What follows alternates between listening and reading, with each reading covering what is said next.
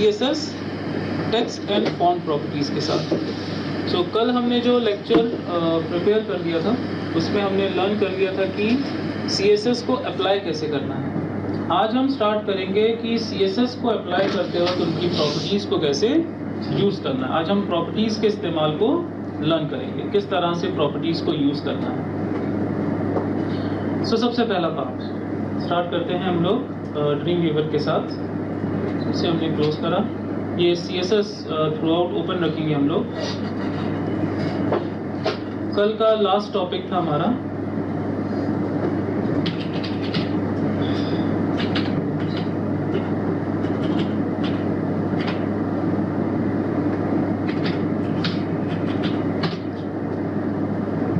CSS के अंतर्गत हमने पेज 1 लर्न किया था एड्रेसिंग को लेकर, पेज 2 लर्न किया था सेम एड्रेसिंग को लेकर। याद है ये किससे बना था?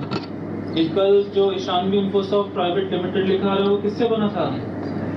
माई एड्रेस। एक स्टाइल शीट बनाया था with the name called my address, उसके थ्रू इम्प्लीमेंट हुआ था। ये कोई एड्रेस टैग नहीं था जिसमें हमने क्लास या ID अप्लाई करवाया हो। It's a new tag my address, एक न्यू स्टाइल टैग था, इसको स्टाइल टैग कहा जाएगा। और कल डिस्कस कर रहे थे XML से रिलेटेड, वो डेटा टैग यूज़ करेगा स्टोरेज के लिए। देन पेज 3.html जिसमें हमने सेंटर अलाइनमेंट लर्न किया था और टैग लेवल स्टाइल शीट और क्लास लेवल स्टाइल शीट का डिफरेंस देखा था। आज स्टार्ट करेंगे पेज 4.html और लर्न करेंगे इसमें डिज़ाइनिंग का तरीका, font, paragraphs, borders, margins, properties के साथ इसका इम्प्लीमेंटेशन। और स्टाइल शीट को बनाएंगे क्लास लेवल पे, मतलब वो सॉरी एप्लीकेशन लेवल पे। एप्लीकेशन लेवल मतलब external style sheet, application level मतलब एक्सटर्नल स्टाइल शीट जो पेज के बाहर बनेगी और लिंक टैग के थ्रू कनेक्ट की जाएगी। सो स्टार्ट करते हैं HTML और इसी के साथ जोड़ा गया न्यू CSS। HTML और उसी के साथ कनेक्ट किया गया न्यू CSS पार्ट क्रिएट करते हैं।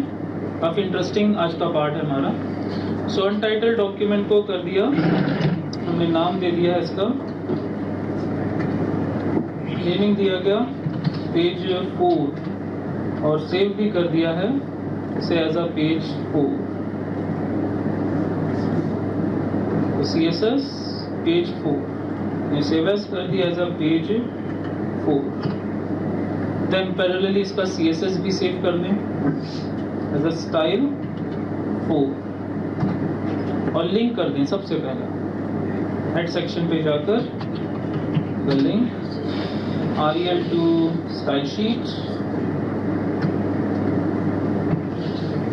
href to /style4.css एंड इसके साथ ही साथ टाइप, जो टाइप दिया जाएगा दैट वाज टेक्स्ट CSS इसका टाइप रहेगा, टेक्स्ट CSS टाइप रहेगा, style4.css इसका href रहेगा related to style sheet. Link establish हो चुका है और लिंक स्टैब्लिश करने के बाद हमने पेज को किया ब्राउज।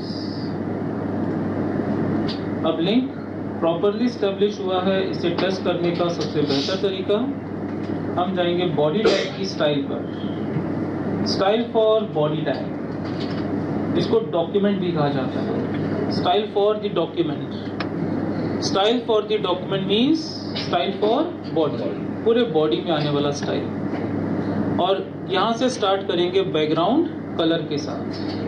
हम अपने वेब पेज को एक बैकग्राउंड कलर प्रोवाइड करवाना चाहते हैं। जब हम कलर थीम सीख रहे थे, याद है, red green blue colour and hash colours, hash red green and blue. So उसी बॉडी टैग के अंदर देंगे बैकग्राउंड कलर। अभी बैकग्राउंड कलर प्रॉपर्टी के लिए मैंने पूरा बैकग्राउंड की थीम स्टार्ट नहीं लर्न करी है, अभी जस्ट एक बैकग्राउंड कलर देकर टेस्ट कर रहे हैं कि हमारी वेबसाइट और CSS के बीच में लिंकिंग हो गई है कि नहीं। तो हमने यहाँ पर प्रोवाइड करवाया है इसे एक बैकग्राउंड कलर हैश और CCFF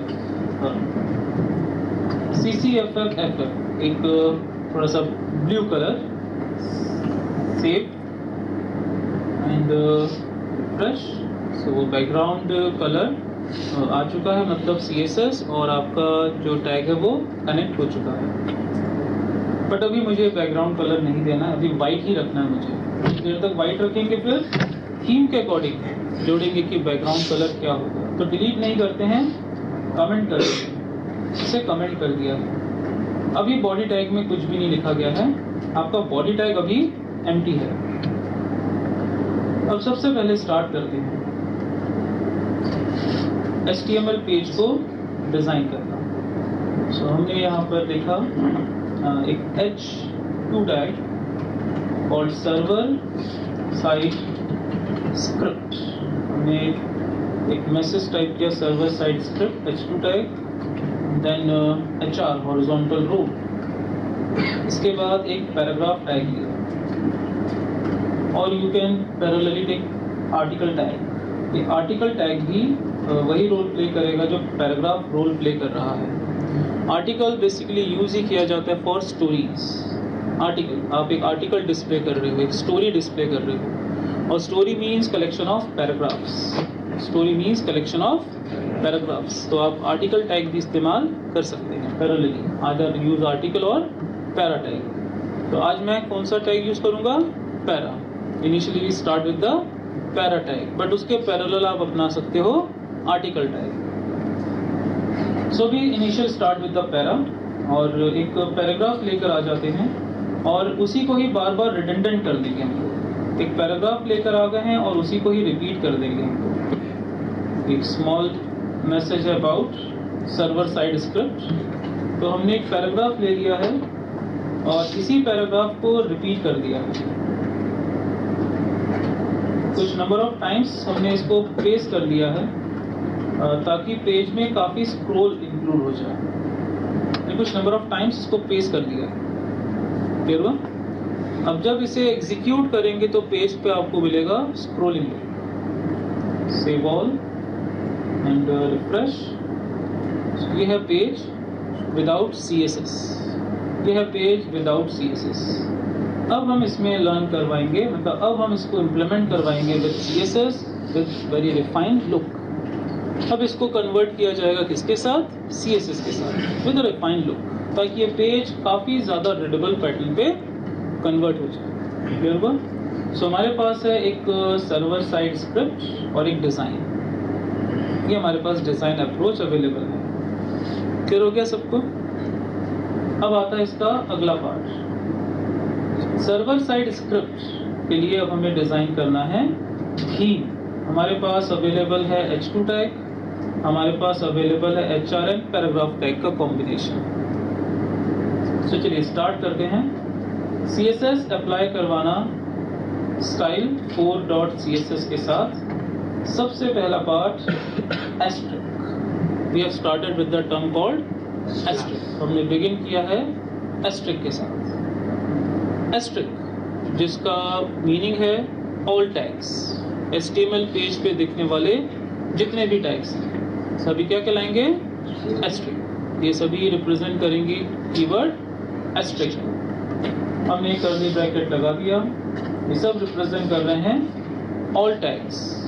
start with the property font, font hyphen family. यदि हम एस्ट्रिक पे जाके लिख देते हैं फॉन्ट फैमिली, मतलब आपके पेज के हर टैग को एक कॉमन फॉन्ट अवेलेबल हो जाएगा। जितने भी टैग्स हैं, body tag, H2, para, article, div, anchor, style, everything, जितने भी टैग्स आपके पेज पर एग्जिस्ट कर रहे हैं सभी को क्या मिल रहा है? Common look and feel. It's called common look and feel. Family में हमने मेंशन कर दिया लाइक द फर्स्ट वन, मैंने पहला वाला सेलेक्ट कर लिया ऑप्शन, मतलब मल्टीपल फॉन्ट टैग्स। ये कहलाती है फॉन्ट का हायरार्की, सीक्वेंस, सेमीकोलन। अगर क्लाइंट के पीसी पर वर्दाना फॉन्ट है तो वर्दाना अप्लाई हो जाएगा। क्लियर? अगर क्लाइंट के ब्राउजर पे वर्दाना फॉन्ट का सपोर्ट अवेलेबल है, मतलब फॉन्ट मतलब आपके विंडोज़ पे जाकर हमें फॉन्ट्स कहाँ मिलते हैं? विंडोज़ के फॉन्ट टैग पर। अगर फॉन्ट टैग पे वर्दाना फॉन्ट्स अवेलेबल हैं तो क्लाइंट के कंप्यूटर पर जो ब्राउजर पे फॉन्ट दिखेगा वो होगा वर्दाना। अगर वर्दाना नहीं है तो सेकंड वन अप्लाई हो जाएगा, सेकंड नहीं है तो थर्ड अप्लाई होगा, थर्ड भी नहीं है तो डिफॉल्ट ब्राउजर का डिफॉल्ट फॉन्ट अप्लाई हो जाएगा, टाइम्स न्यू रोमन या एरियल जो भी ब्राउजर का डिफॉल्ट फॉन्ट है। ये क्लियर हुआ आप सबको? सो प्रायोरिटी दे दी गई है, पहला फॉन्ट कौन सा है, दूसरा कौन सा है, तीसरा कौन सा है, लेकिन ये पैटर्न हम अप्लाई नहीं करते हैं। इसकी जगह मीडिया टैग अप्लाई किया जाता है @ फॉन्ट फेस। हम CSS आज ही क्लास में पढ़ेंगे क्योंकि वैसे भी 3 घंटे का लेक्चर रहता है, काफ़ी मिलेगा पढ़ने के लिए आज हमें। हम लर्न करेंगे कुछ देर बाद कि यदि आप चाहते हो कि एक ऐसा फॉन्ट जो शायद क्लाइंट के ब्राउज़र पे ना हो, जितनी भी लार्ज ऑर्गेनाइजेशंस हैं वो अपने लिए स्पेशल फॉन्ट बनवाती हैं और वही फॉन्ट उनकी वेबसाइट पे अप्लाई होता है। कई बार हम देखते हैं लार्ज कंपनी की वेबसाइट्स पे कि जो फॉन्ट फेस दिख रहा है वो काफ़ी अलग सा है, वैसा फॉन्ट फेस हमारे कंप्यूटर पर नहीं है, फिर भी वो फॉन्ट फेस हमें नज़र आ रहा है ब्राउज़र पे। वो होता है through the font face media, ताकि अगर क्लाइंट के ब्राउज़र पे कोई स्पेसिफिक फॉन्ट टाइप एग्जिस्ट नहीं करता है तो भी वो ब्राउज़र पे नज़र आएगा। वो टेम्पररी कुकीज़ के रूप में क्लाइंट ब्राउज़र पे भेज दिया जाता है जब तक वो साइट एग्जीक्यूट हो रही है। लर्न करेंगे हम लोग। अभी कौन सा फॉन्ट है? Verdana is a first, second and third. साथ में हमने एक और कैटेगरी जोड़ दी, स्टार्ट विद तहोमा, जो फॉन्ट एक्चुअली मैं देना चाहता हूँ। और अगर लिख दिया एरियल नैरो स्पेस नैरो, तो आप सबको पता है इसमें आपको क्या देना होगा? डबल कोटेशन, क्योंकि इसमें स्पेस है।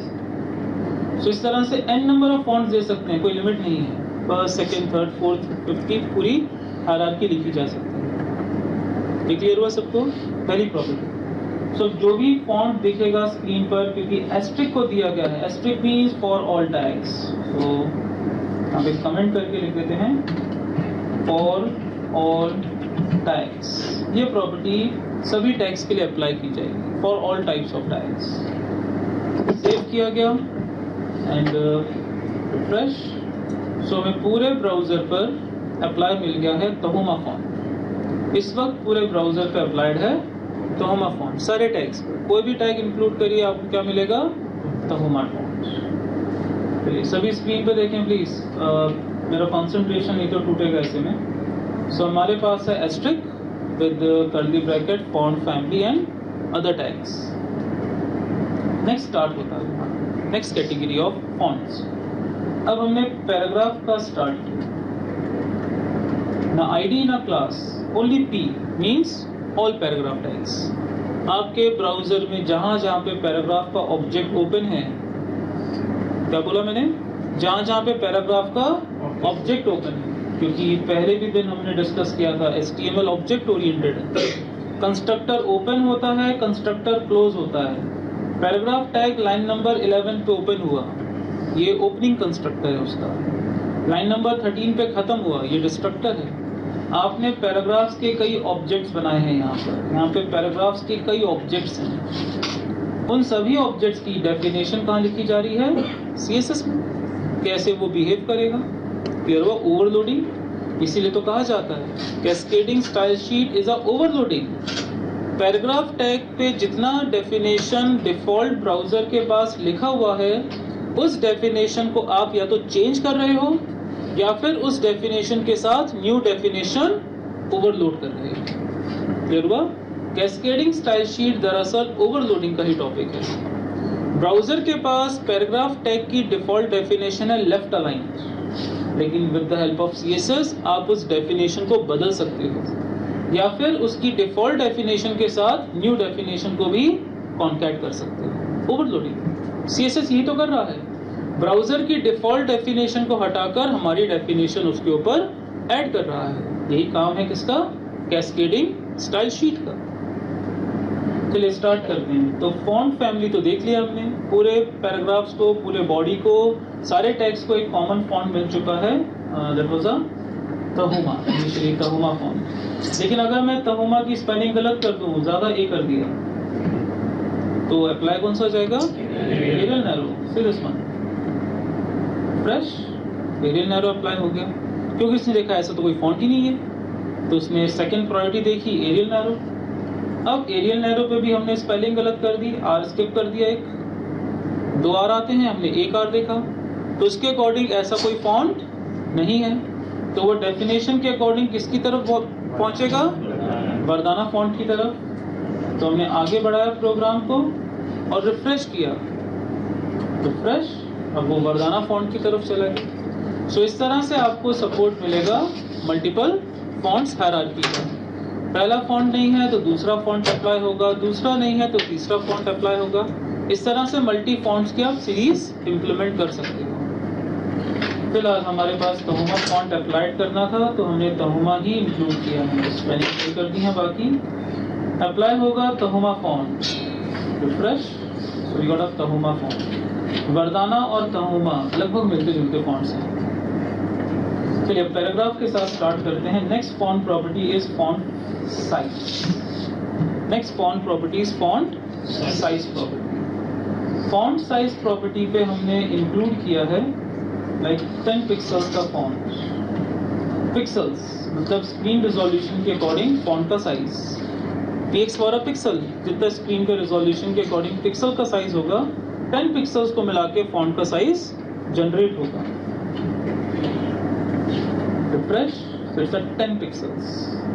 पैराग्राफ के पिक्सल्स को कर दिया गया है 10 पिक्सल्स, काफी स्मॉल है, सो हमने इंक्लूड किया up to 14 pixels. Refresh, so another 14 pixel size. Clear हुआ आप सबको? ये रहेगा साइज 14 पिक्सल्स, 10 पिक्सल्स। आप जितना बड़ा करना चाहें उतना बड़ा फॉन्ट साइज कर सकते हैं। 120 पिक्सल्स, सी दिस वन। ये हेडिंग नहीं है, ये हेडिंग तो यही थी केवल, जो पैराग्राफ है जो इस तरह से 120 पिक्सल्स के साथ स्क्रीन पर अपीयर हुआ है। तो फॉन्ट साइज जितना बड़ा चाहें उतना बड़ा कर सकते हैं, जितना स्मॉल चाहें उतना स्मॉल कर सकते हैं। Hardly 2 pixel, see this one, hardly 2 pixel के कुछ पैराग्राफ्स आ गए हमारे साथ। सो फॉन्ट साइज जितना आप मेंशन करेंगे उसके अकॉर्डिंग ही आपका स्क्रीन उनको डिस्प्ले करवाएगा। फ्रेश, तो रेगुलर फॉन्ट साइज हमने दिया है इस वक्त 14 पिक्सल ऑन स्क्रीन। नेक्स्ट आता है फॉन्ट साइज एडजस्ट। ये सभी ब्राउजर्स पे नहीं है। फॉन्ट साइज एडजस्ट सभी ब्राउजर्स पे इम्प्लीमेंटेड नहीं है। फॉन्ट स्ट्रेच, सिमिलर टू ये फॉन्ट स्ट्रेच जो प्रॉपर्टी है, ये सिमिलर टू है word spacing as well as the letter spacing के थ्रू। अगर मैं स्ट्रेच को अप्लाई भी करूं, लाइक मैंने कर दिया एक्सपेंड कर दिया, सो आउटपुट कुछ नहीं मिलेगा। एक्सपेंड किया हमने, फॉन्ट को एक्सपेंड करो, रिफ्रेश, सी नो इफेक्ट। मैं एक्स्ट्रा एक्सपेंड करता हूँ, एक्सपेंड की जगह मैंने अप्लाई किया extra expand, same, no effect. Chrome पे इफेक्ट नहीं है, सफारी होगा तो इफेक्ट मिल जाएगा। तो ये कुछ ब्राउजर स्पेसिफिक्स हैं जिनका रोल हर एक ब्राउजर पे नहीं है। इवन आप अगर कोई वेबसाइट भी ओपन करें, CSS तो पढ़ने को मिल जाता है सभी वेबसाइट्स का, क्योंकि CSS क्लाइंट ब्राउजर पे आके रन होता है, वो क्लाइंट ब्राउजर पे इजीली विजिबल होता है। ये प्रॉपर्टीज आपको इम्प्लीमेंटेड नहीं मिलेंगी, फॉन्ट स्ट्रेच प्रॉपर्टी इम्प्लीमेंटेड नहीं मिलेगी। सो अगर कोई प्रॉपर्टी अप्लाई ना करवानी हो तो आप उसको नॉर्मल लिख सकते हैं। नॉर्मल या इनहेरिट दोनों में अंतर है। इनहेरिट का मतलब होता है जो पैराग्राफ में फॉन्ट स्ट्रेच है वही का वही इनहेरिट कर लो। क्लियर हुआ? अगर मैं लिखता हूँ इनहेरिट, पार्ट वही है नॉर्मल भी, बट इनहेरिट मीन्स जो पैराग्राफ टैग के फॉन्ट स्ट्रेच की डेफिनेशन ब्राउजर के पास है वही प्रॉपर्टी क्या कर लो, इनहेरिट कर लो। क्लियर हुआ आप सबको? The normal means default property. Normal means जो स्ट्रेच कहता है as per the all browsers, as per the cascading style sheet, stretch का नॉर्मल मोड अप्लाई हो जाएगा पैराग्राफ में। इनहेरिट और नॉर्मल में अंतर है। इनहेरिट मतलब ब्राउजर के पास जो पैराग्राफ की डेफिनेशन है उस पैराग्राफ की डेफिनेशन को इनहेरिट कर लो, कहाँ पर? फॉन्ट स्ट्रेच प्रॉपर्टी पर।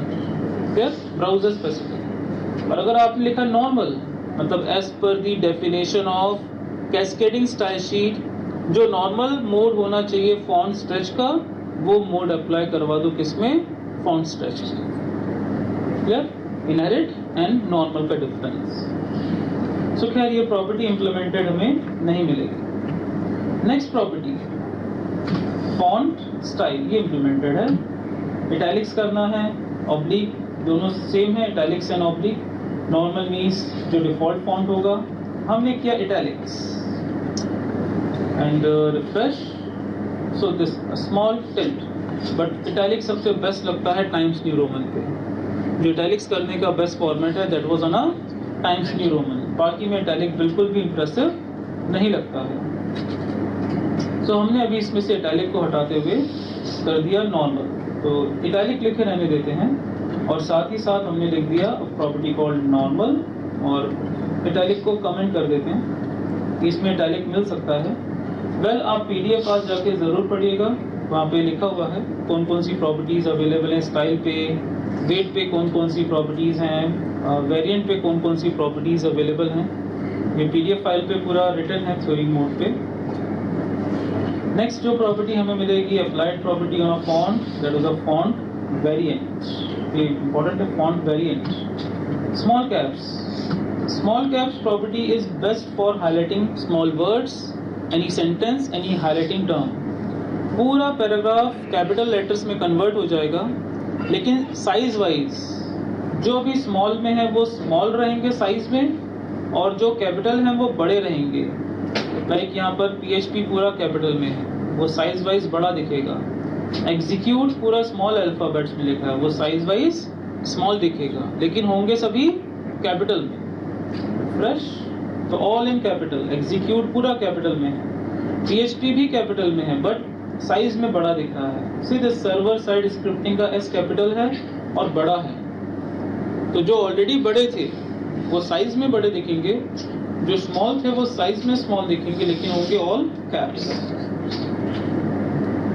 बट पूरे पैराग्राफ को इतने कैप्स में पढ़ना टफ रहेगा, तो हमने यहाँ पर भी दे दिया अभी नॉर्मल टाइप। ये बहुत ही रेयर प्रॉपर्टीज हैं जो यूज होती हैं। मेन है font size and font family and font weight. Main जो अप्लाइड होती है वो है font size, font family and the most important property font weight. ये बहुत यूज होती है बोल्ड करने के लिए, डेटा को बोल्ड करना है, स्पेशली हॉवरिंग इफेक्ट। जैसे ही टेक्स्ट के ऊपर माउस आए टेक्स्ट बोल्ड हो जाए, जैसे ही माउस बाहर जाए तो अगेन टेक्स्ट नॉर्मल बोर्ड पे कन्वर्ट हो जाए। इस तरह की प्रॉपर्टीज ज्यादा यूज में होती हैं। So we got a bold, bolder, lighter property. हमने अप्लाई करवा लिया बोल्डर प्रॉपर्टी। सो पूरा का पूरा टेक्स्ट जो है वो बोल्ड हो गया। Clear? The entire text is now bold.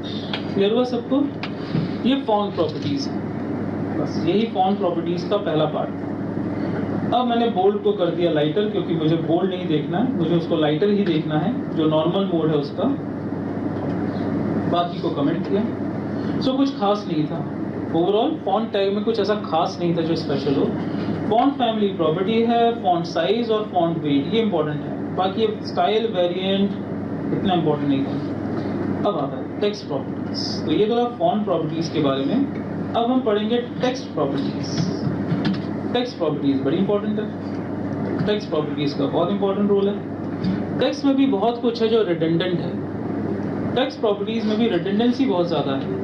कई ऐसी प्रॉपर्टीज हैं जो अपने ही दूसरे टैग की प्रॉपर्टी से ही डिराइव्ड है। टेक्स्ट अलाइनमेंट में ऑलरेडी अवेलेबल है justify, but there is another property called text justify. Clear? तो वो यूज में नहीं होगी। टेक्स्ट अलाइनमेंट में जस्टिफाई है, उसी के थ्रू जस्टिफाई टैग अप्लाई होगा। सो स्टार्ट करते हैं टेक्स्ट। हम उन्हीं प्रॉपर्टीज को देखेंगे जो ब्राउजर पे सपोर्ट करेंगी। टेक्स्ट मतलब जो भी डेटा है। सो फॉन्ट से ज्यादा इंपॉर्टेंट है टेक्स्ट। फॉन्ट प्रॉपर्टी से ज्यादा इंपॉर्टेंट प्रॉपर्टी है टेक्स्ट प्रॉपर्टी। तो टेक्स्ट में हमने ले लिया टेक्स्ट कॉल्ड, अभी ले लिया है बाय डिफॉल्ट लेफ्ट। सो कोई अंतर नहीं दिखेगा। टेक्स्ट का डिफॉल्ट अलाइनमेंट लेफ्ट ही होता है, लेफ्ट हैंड साइड अलाइनमेंट। लेकिन अब हमने सेंटर लेफ्ट की जगह कर दिया राइट अलाइनमेंट। हमने दे दिया राइट अलाइनमेंट, फ्रेश किया। So now we got right alignment. अब हमें वो राइट अलाइनमेंट में मिल चुका है। अब ये राइट अलाइंड हो चुका है। लेकिन पैराग्राफ्स के लिए ना लेफ्ट ना राइट, बेस्ट होता है justified. Both sides equal ending, justified है। Fresh, so we got justified है। बोथ साइड्स इक्वल एंडिंग, दोनों तरफ हमारे इक्वल एंडिंग्स हमें मिल जाएंगे। फिर वह ये पहली प्रॉपर्टी रही जस्टिफाई। आगे बढ़ते हैं टेक्स्ट के साथ। टेक्स्ट अलाइन लास्ट प्रॉपर्टी आपको इम्प्लीमेंटेड नहीं मिलेगी। टेक्स्ट डेकोरेशन इम्प्लीमेंटेड है, लाइक अब ब्लिंकिंग भी नहीं मिलता है, ब्राउजर्स पे ब्लिंकिंग को हम अप्रोच नहीं कर पाते, कोई ब्लिंकिंग टेक्स्ट अब नहीं मिलेगा। लेकिन टेक्स्ट डेकोरेशन में लाइन अंडरलाइन वाली प्रॉपर्टीज आसानी से इम्प्लीमेंटेड मिलेंगी। लाइक आपने कहा अंडरलाइन, तो सबसे पहले वो अंडरलाइन होगा, सारी लाइंस अंडरलाइन होगी। अंडरलाइन के अलावा आपने कह दिया line through. Line through last property है इसलिए सेमीकोलन नहीं लगा रहा हूं मैं। लाइन थ्रू, सो उसने लाइन थ्रू किया। याद है डेल टैग, जो ऊपर डेल टैग था वो भी लाइन थ्रू ही था, बीच से काट रहा था टेक्स्ट को। And there is a property called overline. There is a property called overline, ये लाइन ऊपर ड्रॉ करेगा। फ्रेश सो ओवरलाइन, इसने लाइन के ऊपर लाइन ड्रॉ करी है, टेक्स्ट के ऊपर लाइन ड्रॉ करी है। आपको ओवरलाइन भी चाहिए और अंडरलाइन भी चाहिए, आप दोनों अप्लाई करवा सकते हैं। लेकिन ये दो अलग अलग प्रॉपर्टीज हैं जो एक साथ अप्लाई हो रही हैं, इनको डबल कोट्स में नहीं लिखेंगे। ये दो अलग अलग प्रॉपर्टी वैल्यूज हैं जो अप्लाई हो रही हैं। You want overline as well as underline. यदि आप इसको इस तरह से लिखते हो, पहले लिखा अंडरलाइन, फिर सेमीकोलन देके अगेन टेक्स्ट डेकोरेशन, और इस बार कह दिया मे बी लाइन थ्रू, तो ये अप्लाई नहीं होगा। वो लाइन थ्रू अप्लाई कर देगा, ओवरलाइन अप्लाई नहीं करेगा, क्योंकि लाइन नंबर 23 वाली स्टेटमेंट को डोमिनेट कर देगा लाइन नंबर 24। लेकिन यदि आपको ओवरलाइन भी चाहिए और लाइन थ्रू या अंडरलाइन भी चाहिए, तो आपको प्रॉपर्टी को चेनिंग देना होगा। It's a चेनिंग effect, one approach anchor and rest of the chain. तो दो बार नहीं लिखेंगे इसको, लिखेंगे एक बार ही, space, and you want line through also, overline and line through both। लेकिन डबल कोट्स में मत लिखिएगा, ये दो अलग अलग वैल्यूज का कलेक्शन है जो चेनिंग कहलाता है, चेनिंग ऑफ वैल्यूज। रिफ्रेश, तो ओवरलाइन भी है और लाइन थ्रू भी हो चुका है। क्लियर हुआ आप सबको? दो बार लिखेंगे, अगर आप इसको दो बार लिखते हो, लाइक आपने लाइन थ्रू को कंटिन्यू करने के लिए नेक्स्ट लाइन पे जाके लिख दिया है टेक्स्ट डेकोरेशन लाइन थ्रू, तो ऐसे में वो ओवरलाइन को हटा देगा और लाइन थ्रू अप्लाई करवा देगा। सीरियसली ओवरलाइन हटा दी क्योंकि उसने ओवरराइट करी है प्रॉपर्टी। आपने प्रॉपर्टी को दोबारा लिखा तो पुरानी प्रॉपर्टी हट गई और न्यू प्रॉपर्टी अप्लाई हो गई। लेकिन अगर दोनों चाहिए तो go for the chaining effect. But इस तरह से तो हम लिखेंगे नहीं, तो अभी फिलहाल इसको एक साथ बाइंड करके हम कमेंट कर देंगे, क्योंकि ना इसको काटना है ना हम इसको अंडरलाइन करना है, अभी इसको नॉर्मल रखना है। That was none, no decoration. हमें अपने पैराग्राफ पे अभी कोई डेकोरेशन नहीं देखनी है, बट हाँ लर्निंग के पॉइंट ऑफ व्यू से तो हम देख ही रहे थे सब, तो उसको कमेंट कर दिया है। नेक्स्ट आता है property called text emphasize equivalent to the height. Text height is equivalent to the font size. Text height is equivalent to the font height. Text height use करेंगे मिडिल अलाइन करते वक्त। अभी हम वर्टिकल अलाइनमेंट सीखेंगे, line height कब use होगा। Text indent मतलब उसका स्टार्टिंग, ये अप्लाइड होगा। ये टेक्स्ट है, दरअसल ये एक ही लाइन है, ये एक ही लाइन है जो अपने आप ब्राउजर के थ्रू रैप हो रही है। ये एक ही लाइन है, क्लियर? जैसे नोट पैड पे रहता, लाइक मैं इसको कॉपी किया और नोट पैड पे जाके पेस्ट किया और वर्ड रैप हटा दिया, सीधे सुना। ये एक ही लाइन है। पैराग्राफ हमेशा एक ही लाइन होती है, लेकिन क्योंकि उसका साइज यहाँ पे हट रहा है, हमने रैप ऑन किया हुआ है, तो वो अपने आप नेक्स्ट लाइन पर आकर एक पैराग्राफ मोड ओपन कर देता है। क्लियर सबको? सेम डिजाइन कहाँ पर है? ब्राउजर के पास भी है, क्योंकि वो यहाँ तक पहुँच गया है एंड तक, वो अपने आप नेक्स्ट लाइन पे ले जाएगा रिमेनिंग टेक्स्ट। तो इंडेंट का मतलब होता है कि लाइन कितनी दूर से स्टार्ट होगी, दिस वन। तो हमें ये लुक चाहिए। जब लाइन थोड़ी दूर से स्टार्ट होगी तो लगेगा पहली लाइन थोड़ी सी मूव्ड है, बट ओरिजिनली कहा जाए तो पूरी लाइन ही मूव्ड है। रैप ऑफ कर दिया तो पूरी लाइन ही मूव्ड है ना। तो डेटा बेस लाइन से, मतलब बेस स्टार्टिंग से कितनी दूरी से डिस्प्ले होगा, that is called text indent. हमने कह दिया 50 पिक्सल्स। जो टेक्स्ट है वो कहाँ से स्टार्ट होगा, 50 पिक्सल से स्टार्ट होगा। रिफ्रेश किया, सो हर पैराग्राफ का पहला 50 पिक्सल्स खाली कर दिया गया। लाइन जो है वो 50 पिक्सल्स के बाद से स्टार्ट हो रही है, that is called indent, that is called indent look. Next हमने प्रॉपर्टी दिया है text indent, text justify equivalent to the text align, text outline is equivalent to the text shadow. तो हम टेक्स्ट शैडो को approach करेंगे, text outline का कोई effect नहीं पड़ेगा, टेक्स्ट शैडो से आपको इफेक्ट मिलेगा। सो हमने स्पेसिफाई किया टेक्स्ट शैडो। अब देखिए ध्यान से, टेक्स्ट का शैडो लिया हमने। टेक्स्ट शैडो में पहले देते हैं कलर, फिर देते हैं एक्स एक्सेस, फिर देते हैं वाई एक्सेस और फिर ऑफसेट एरिया, कितनी दूर तक वो शैडो अप्रोच करेगा। 4 चीजें मेंशन की जाती हैं while specifying a text shadow. So हमने टेक्स्ट शैडो को दिखाने से पहले ब्राउजर को जूम कर देते हैं ताकि इसके पीछे शैडो हमें प्रॉपर व्यू हो जाए। टेक्स्ट का शैडो दिया गया ग्रे कलर का, ग्रे कलर का shadow, 0.5 pixels x axis positive, 0.5 pixels y axis positive. Negative करेंगे तो उल्टा जाएगा ना, एक्स एक्सेस मतलब left, sorry right hand side, और वाई एक्सेस पॉजिटिव मतलब नीचे। वाई एक्सेस का पॉजिटिव होना मतलब नीचे। आप सबने ग्राफिक्स पढ़ा हुआ है, x axis and y axis, x मतलब राइट हैंड साइड, वाई मतलब बॉटम साइड। पॉजिटिव है तो बॉटम राइट पे जाएगा, नेगेटिव होगा तो टॉप लेफ्ट पे चला जाएगा। राइट टॉप पे भिजवाने के लिए वाई एक्सेस को क्या कर देंगे, नेगेटिव। टॉप पे भेजना है तो वाई एक्सेस नेगेटिव होगा, बॉटम पे भेजना है तो वाई एक्सेस क्या होगा, पॉजिटिव। लेफ्ट साइड भिजवाना है तो एक्स एक्सेस होगा नेगेटिव, राइट साइड पे भिजवाना है शैडो तो एक्स एक्सेस होगा पॉजिटिव। ट्राई करेंगे, और ऑफसेट 0 रखा, नो ब्लरिंग, हमें ब्लर नहीं करवाना है। Hard shadow, it is called hard shadow. चलिए देखते हैं जरा इसका लुक। रिफ्रेश, पीछे बहुत ही माइन्यूट सा शैडो जुड़ा है, और जूम करते हैं। ये देखिए, दिख रहा है इसके पीछे shadow, grey scale shadow. Grey को कर देता हूँ रेड, आराम से नजर आ जाएगा, रेड शैडो। रिफ्रेश, देख लो सबको, ये शैडो जुड़ा है। अब शैडो लेफ्ट गया है और बॉटम पे गया है, बदलते हैं location. -5 y axis, -0.5 y axis, मतलब वो ऊपर मूव होगा। शैडो जो नीचे गया है ऊपर दिखेगा, फ्रेश, अब वो ऊपर तरफ शैडो गया। देन हमने कर दिया -0.5 एक्स एक्सेस को, राइट की तरफ जा रहा था, वो कहाँ पे आएगा, लेफ्ट की तरफ आ जाएगा।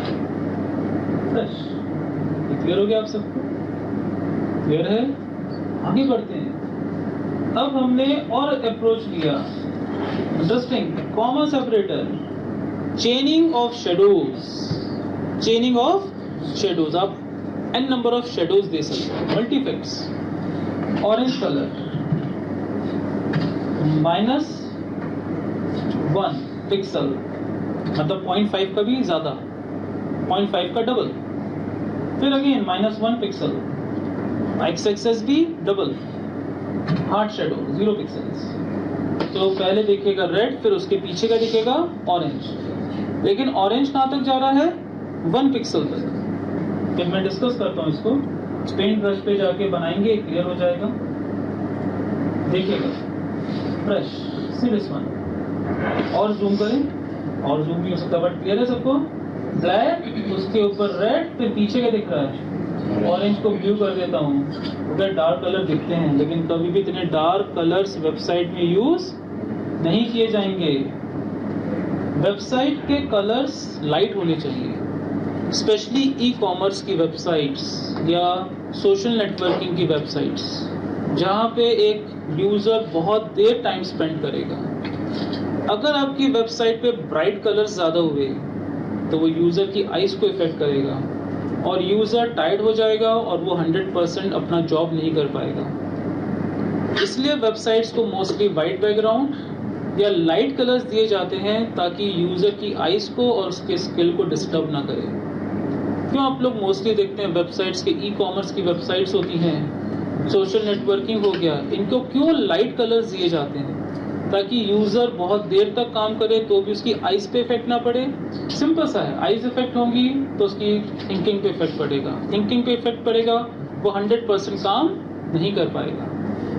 लेकिन मोस्टली मैंने देखा है जब आप प्रोजेक्ट वगैरह सबमिट करते हैं तो एक्सपेक्ट किया जाता है कि बहुत ही ब्राइट एंड चमकदार लुक होगा वेबसाइट का, लेकिन वो सिर्फ थिंकिंग है। प्रोजेक्ट लेवल पे ठीक है, बना दीजिएगा, बट जब आप प्रोफेशनल फ्रंट पे जाएंगे ऑलवेज अप्लाई लाइट कलर्स।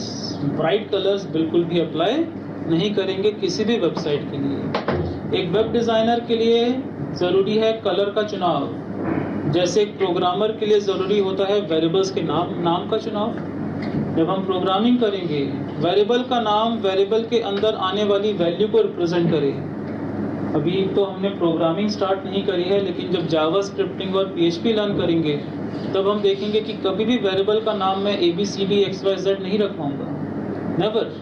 आपने हो सकता है C++ की प्रोग्रामिंग में यूज़ किए होंगे ABCD XYZ वेरिएबल्स, बट मेरे यहाँ पे कभी भी अप्लाई नहीं होना चाहिए। ये प्रोग्रामर नहीं है, ये तो सिर्फ एक रिक्वायरमेंट को पूरी करने वाली बात हो जाती है कि बना दिए ABCD variables A = B + C। ये प्रोग्रामिंग नहीं है, ये तो जस्ट एक रिक्वायरमेंट को फुलफिल करने वाली बात हो गई। एक डिज़ाइनर के लिए ज़रूरी है कलर को इस तरह से डिज़ाइन करना कि वो आइज को इफेक्ट ना करे, ठीक है? तो हमेशा ध्यान रखिएगा, ब्राइट कलर्स कभी भी नहीं। अभी मैं ब्लू लिख रहा हूँ, जस्ट टू प्रॉपर ब्लू लिखा है सबको। ब्लैक से टेक्स्ट कलर है, फिर पीछे रेड कलर, उसके पीछे ब्लू कलर। अब और भी कलर देना है, देते जाओ जितना इफेक्ट देना है। खैर कलर इस तरह से आया है, पढ़ने लायक बिल्कुल भी नहीं है। कभी भी इस तरह की प्रोग्रामिंग डिज़ाइन अप्लाई मत करिएगा, लेकिन हमने लर्न करना था कि किस तरह से मल्टी शेड्स दिए जाते हैं। अब हुआ क्या है पीछे, व्यू करिएगा। दरअसल बैकग्राउंड पे जो डिज़ाइन बन रहा था उसे मैं डिस्कस करने के लिए पेंट ब्रश ओपन कर रहा हूँ। मैंने एक जगह यूज़ किया है 0.5 और एक जगह यूज़ किया है 1। तो इसका क्या मतलब है, देखिए अप्लाई इस तरह से हुआ है। ये शेडो किसका बना है, सर्वर का। शेडो किसका बना है, सर्वर का। सो लाइक आपने लिखा पेंट ब्रश, आपने लिखा, सपोज करिए मैंने भी बड़ा क्लिक ले लिया, S लिखा हुआ है, ये S लिखा हुआ है, सर्वर का S। अब इस S का ये जो लाइन है बेस लाइन है। इस बेस लाइन से पहला कलर जो बनेगा वो 0.5 पिक्सल्स दूर तक जाएगा। किस कलर से, रेड से। तो 0.5 पिक्सल, तो 0.5 पिक्सल तक वो इस तरह से उसके पीछे गया है, शेडो बनाया ना उसने, इस तरह से 0.5 पिक्सल्स तक उसने शेडो बनाया। लेकिन अगला शेडो क्या कह रहा था कि ब्लू कलर का बनेगा और वो 1 तक गया है, मतलब कि बेस लाइन से कितनी दूर तक, 1 पिक्सल तक। बेस लाइन से कितना दूर, 1 पिक्सल तक। तो बेस लाइन से 1 पिक्सल तक जब वो दूर जा रहा था तो दरअसल ये ब्लू कलर, लाइक एग्जांपल मैं यहाँ से ले रहा हूँ, ये बेस लाइन का 0.5 और ये 1 पिक्सल, मतलब वो इतना थिक बना है बेस लाइन से। वो बेस लाइन से कितना थिक बना है, इस तरह से वो थिक बना है। लेकिन उसके ऊपर 0.5 पिक्सल की रेड लाइन आ गई तो हमें डबल इफेक्ट मिला इस तरह से। फिर वह 0.5 से हमें डबल इफेक्ट मिला है। बेस लाइन से 1 पिक्सल तक एक शेडो गया है और बेस लाइन से 0.5 पिक्सल्स तक एक शेडो गया है। दोनों हाफ हाफ हो गए, बेस लाइन से 1 पिक्सल तक और बेस लाइन से हाफ पिक्सल तक। तो ब्लू कलर गया है बेस लाइन से, ब्लू कलर गया है बेस लाइन से इतना दूर और रेड कलर बेस लाइन से गया है इतना दूर। हो गया डबल इफेक्ट। ले हुआ सबको, इस तरह से डबल इफेक्ट मिल रहा है। आप एक और कलर देना चाहते हो बेस लाइन से और दूर जाता हुआ तो आपके हैंड पर है, लगाइए कॉमा सेपरेटर। यहाँ पे लिख दिया हमने लाइक ग्रीन कलर -1.5 पिक्सल। वो क्लियर सबको। अब वो 0.5 और दूर जाएगा, वो 0.5 पिक्सल्स और दूर अप्लाई होगा, 1.5 पिक्सल्स और 0 ब्लरिंग के साथ। अभी ब्लरिंग ज़्यादा नहीं है, but this is a shadow चेनिंग। Refresh, पीछे ग्रीन कलर भी अप्लाई हो गया है। सो आप एन नंबर ऑफ शेडोज का हेडिंग वगैरह बनाने के लिए यूज़ कर सकते हो। हेडिंग, बैकग्राउंड्स, इमेज के पीछे शेडोज देनी है, फ्रेम बनाना है, ये शेडो का काफ़ी इंपॉर्टेंट रोल है with the chaining effect. Clear हो गया सबको? चलिए, तो ये तो रहा part how to apply the text shadow. But अभी मैं एक ही शेडो अप्लाई करवाऊंगा ग्रे कलर का, और बाकी को मैं कमेंट कर दूंगा, और बाकी को हमने कर दिया comment. So we got a small grey shadow, but apply पूरा हो चुका है। We got a small grey shadow, छोटा सा ग्रे शेडो इस टेक्स्ट के पीछे अपीयर हुआ पड़ा है। चलिए, नेक्स्ट है टेक्स्ट प्रॉपर्टी। ये तो शेडो पड़ा था। ट्रांसफॉर्म काफ़ी इंपॉर्टेंट प्रॉपर्टी है, text rap and transform. Transform से आप कैपिटलाइज, लोअर और अपर केस में अप्लाई करवाते हो। ऑल इन अपर केस, पूरा डेटा अपर केस में कन्वर्ट हो जाएगा। ऑल इन अपर केस, पूरा डेटा अपर केस में अप्लाई हो जाएगा। देन आपने अप्लाई करवा दिया ऑल इन लोअर केस, तो पूरा डेटा लोअर केस में अप्लाई हो जाएगा। Full data in a lower case, पूरा डेटा लोअर केस में अप्लाई हो जाएगा। और आपने अप्लाई करवा दिया कैपिटलाइज, आपने अप्लाई करवा दिया कैपिटलाइज। इसका मतलब होता है पहला लेटर जो होगा वो कैपिटल होगा, rest of the all letters in small alphabets, बाकी सब स्मॉल अल्फाबेट्स होंगे। पहला कैपिटल में है, बाकी स्मॉल में। सो अभी फिलहाल हम इसको कैपिटलाइज्ड रखेंगे। इसके बाद जो टेक्स्ट रैप है उसे अभी डिस्कस नहीं कर रहा हूँ, उसे नेक्स्ट टॉपिक पे डिस्कस करेंगे, क्योंकि ये ब्रिट के साथ चलेगा। टेक्स्ट रैप रिक्वायर्स अ ब्रिट। लेकिन इन सब के साथ एक ऐसी प्रॉपर्टी जो शायद वेट कर रहे थे कुछ व्यू करने के लिए, how to change the text colour. Text का कलर कैसे चेंज करें? फॉन्ट गुजर गया, टेक्स्ट गुजर गया, कलर चेंज नहीं हो अभी तक। So there is a property called only colour. कल भी देख रहे थे हम लोग। फॉन्ट कलर कोई प्रॉपर्टी नहीं होती है, टेक्स्ट कलर कोई प्रॉपर्टी नहीं होती है, ओनली कलर जो टेक्स्ट का कलर बदल देता है। सो कलर हमने दे दिया है मे बी ऑरेंज। इसके साथ आपको जो ग्रे है वो काफ़ी रिफाइंड लगेगा shadow. Refresh, so we got a orange with a grey shadow. Orange इसका टेक्स्ट कलर है और पीछे ग्रे शेडो नजर आ रही है। सो इतना टॉपिक सबको क्लियर हुआ? तो अभी हमने सिर्फ लर्न किया है फॉन्ट एंड टेक्स्ट प्रॉपर्टीज। इसमें जो टेक्स्ट डेकोरेशन में अपन ने दो प्रॉपर्टी यूज की। हमने टेक्स्ट डेकोरेशन में अंडरलाइन और लाइन थ्रू यूज किया था, उसमें स्पेस दिया था अपन ने, और यहाँ नीचे अपन कॉमा दे रहे हैं। ये सिंटैक्स है, it's a part of syntax. चलिए, इनका डाउट रेज हुआ है, वो इसलिए है, देखिए it's a part of syntax. Doubt raise हुआ था कि टेक्स्ट डेकोरेशन में आपने ओवरलाइन और लाइन थ्रू के बीच में कॉमा नहीं दिया था। कारण इसका, क्योंकि टेक्स्ट शेडो बनती है 4 प्रॉपर्टीज को मिलाकर। The text shadow means encapsulation of 4 properties, colour, X axis, Y axis and shadow range. इन 4 को मिला के प्रॉपर्टी बन रही है। नेक्स्ट शेडो को अप्लाई करवाने से पहले यदि हम कॉमा या कुछ नहीं दें तो फिर आइडेंटिफाई कैसे करेगा नेक्स्ट शेडो कहाँ से स्टार्ट हो रही है? So it's a part of syntax, that is not in our hands, it's a part of cascading style sheet syntax. ऐसे तो ऊपर फॉन्ट में भी आपने कॉमा दिया था, जब फॉन्ट की सीक्वेंस दे रहे थे उसमें भी कॉमा था बीच में।